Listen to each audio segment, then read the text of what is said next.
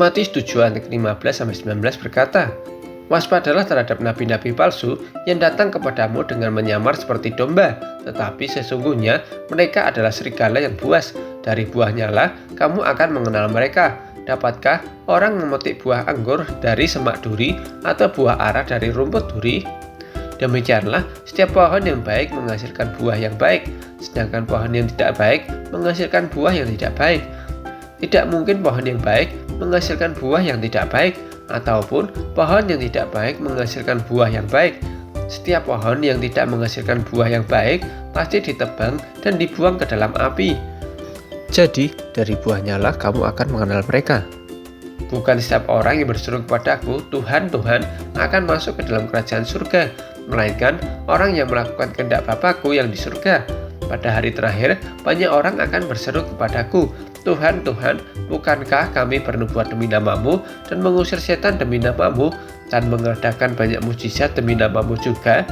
Pada waktu itulah aku akan berterus terang kepada mereka dan berkata, "Aku tidak pernah mengenal kamu. Enyahlah dari hadapanku, kamu sekalian yang melakukan kejahatan." Di akhir khotbah di bukit, Tuhan Yesus memberikan peringatan yang mengerikan. Bagaimana tidak, ada nabi palsu yang datang dengan menyamar sebagai domba. Artinya, akan ada seorang yang mengaku nabi dan menyamar sebagai domba, padahal mereka adalah serigala buas yang dengan kesesatannya menerkam domba-domba yang lemah. Pertanyaannya adalah, mengapa Tuhan Yesus menyamakan nabi palsu dengan serigala? Karena apa yang dilakukan serigala saat berburu mangsa sama dengan para nabi palsu. Serigala memiliki perilaku khusus dalam berburu, berbeda dengan predator lain. Perbedaannya dipengaruhi dari tubuh serigala yang kecil, tidak seperti predator lain yang dibekali tubuh yang besar, kuat, dan senjata lengkap. Serigala cenderung bertubuh kecil tapi lincah dan pandai. Serigala tidak akan menyerang buruan yang lebih besar dari dirinya sendiri jika mereka tidak yakin akan menang. Ya, serigala jarang berburu sendiri. Mereka berburu dalam satu tim dan membentuk formasi penyergapan sehingga buruannya tidak punya celah untuk melarikan diri. Dan serigala menyerang buruan yang paling lemah, seperti hewan kecil seperti kelinci yang terluka dan juga yang seorang diri. Artinya, berhati-hatilah jika Anda sedang lemah, sakit hati, dan menjauhkan diri dari persekutuan. Banyak nabi palsu yang siap memangsa jika Anda tidak berada dalam satu kelompok iman yang kuat.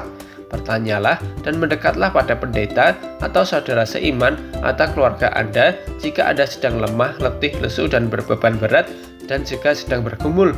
Jangan berjalan sendirian karena ada yang mengintai Anda. Atau jangan-jangan kita sudah terjebak dalam ajaran yang tidak sehat, terseret arus dunia. Ingat, Tuhan Yesus sudah menjelaskan panjang lebar selama serial khotbah di bukit tentang identitas orang Kristen dan dasar iman orang Kristen. Jadi, tugas kita sekarang adalah menghasilkan buah. Jangan sampai Dia datang dan mendapati kita tidak menghasilkan buah. Bukti orang beriman adalah buahnya.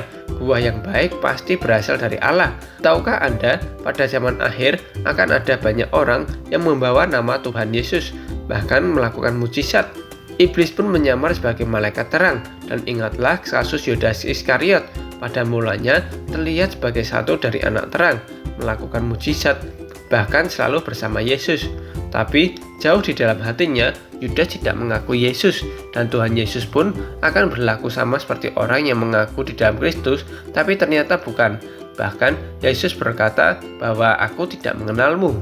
2 Yohanes 1 yang ke-7 berkata, "Sebab banyak penyesat telah muncul dan pergi ke seluruh dunia yang tidak mengaku bahwa Yesus Kristus telah datang sebagai manusia. Itulah si penyesat dan antikristus."